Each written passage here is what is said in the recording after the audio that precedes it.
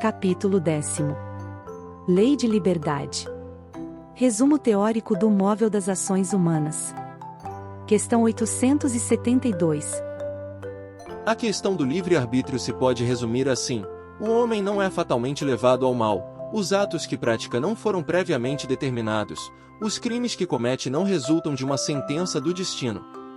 Ele pode, por prova e por expiação, escolher uma existência em que seja arrastado ao crime, quer pelo meio em que se ache colocado, quer pelas circunstâncias que sobrevenham, mas será sempre livre de agir ou não agir. Assim, o livre-arbítrio existe para ele, quando no estado de espírito, ao fazer a escolha da existência e das provas, e como encarnado, na faculdade de ceder ou de resistir aos arrastamentos a que todos nos temos voluntariamente submetido. Cabe à educação combater essas más tendências. Falo-a utilmente, quando se basear no estudo aprofundado da natureza moral do homem. Pelo conhecimento das leis que regem essa natureza moral, chegar-se-á a modificá-la, como se modifica a inteligência pela instrução e o temperamento pela higiene. Desprendido da matéria e no estado de erraticidade, o espírito procede à escolha de suas futuras existências corporais, de acordo com o grau de perfeição a que haja chegado, e é nisto, como temos dito, que consiste sobretudo seu livre-arbítrio. Esta liberdade, a encarnação não a anula. Se ele cede à influência da matéria, é que sucumbe nas provas que por si mesmo escolheu. Para ter quem o ajude a vencê-las, concedido-lhe é invocar a assistência de Deus e dos bons espíritos. 337. Sem o livre-arbítrio, o homem não teria nem culpa por praticar o mal, nem mérito em praticar o bem. E isto a tal ponto está reconhecido que, no mundo, a censura ou o elogio são feitos à intenção, isto é, à vontade. Ora, quem diz vontade diz liberdade. Nenhuma desculpa poderá, portanto, o homem buscar, para os seus delitos, na sua organização física, sem abdicar da razão e da sua condição de ser humano, para se equiparar ao bruto. Se for assim quanto ao mal, assim não poderia deixar de ser relativamente ao bem. Mas, quando o homem pratica o bem, tem grande cuidado de averbar o fato à sua conta, como mérito, e não cogita de por ele gratificar os seus órgãos, o que prova que, por instinto, não renuncia, malgrado a opinião de alguns sistemáticos, ao mais belo privilégio de sua espécie, a liberdade de pensar. A fatalidade, como vulgarmente é entendida, supõe a decisão prévia e irrevogável de todos os sucessos da vida, qualquer que seja a importância deles. Se tal fosse a ordem das coisas, o homem seria qual máquina sem vontade. De que lhe serviria a inteligência, desde que houvesse de estar invariavelmente dominado, em todos os seus atos, pela força do destino?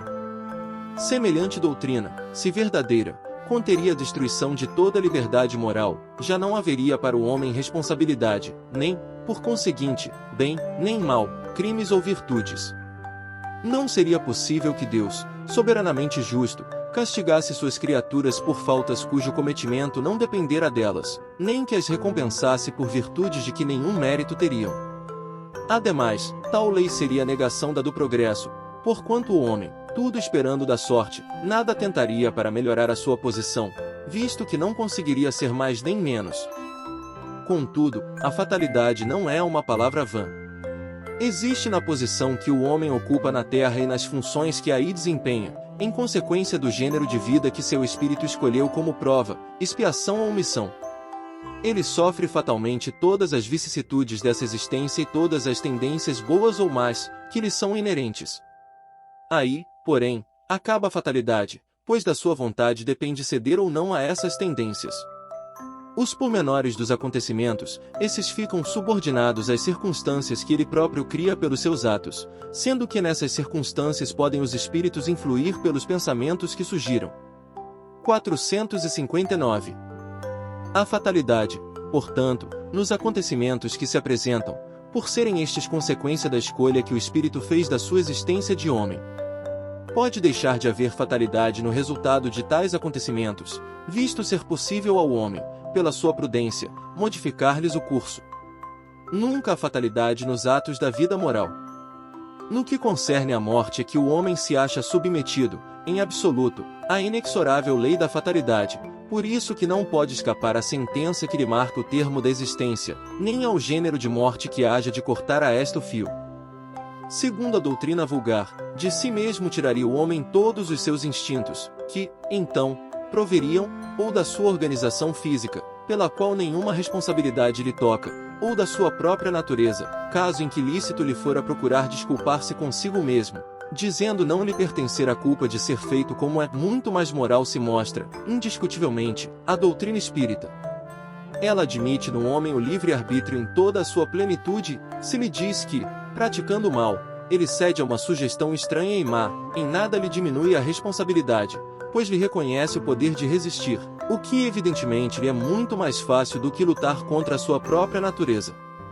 Doutrina espírita: não há arrastamento irresistível. O homem pode sempre cerrar ouvidos à voz oculta que lhe fala no íntimo, induzindo-o ao mal, como pode cerrá-los à voz material daquele que lhe fala ostensivamente. Pode-o pela ação da sua vontade, pedindo a Deus a força necessária e reclamando, para tal fim, a assistência dos bons espíritos. Foi o que Jesus nos ensinou por meio da sublime prece que é a oração dominical, quando manda que digamos: não nos deixe sucumbir à tentação, mas livra-nos do mal. Essa teoria da causa determinante dos nossos atos ressalta, com evidência, de todo o ensino que os espíritos hão dado. Não só é sublime de moralidade, mas também, acrescentaremos, eleva o homem aos seus próprios olhos. Mostra-o livre de subtrair-se a um jugo obsessor, como livre é de fechar sua casa aos importunos. Ele deixa de ser simples máquina, atuando por efeito de uma impulsão independente da sua vontade, para ser um ente racional, que ouve, julga e escolhe livremente de dois conselhos um. Aditemos que, apesar disto, o homem não se acha privado de iniciativa, não deixa de agir por impulso próprio, pois que, em definitivo, ele é apenas um espírito encarnado que conserva, sob o envoltório corporal, as qualidades e os defeitos que tinha como espírito.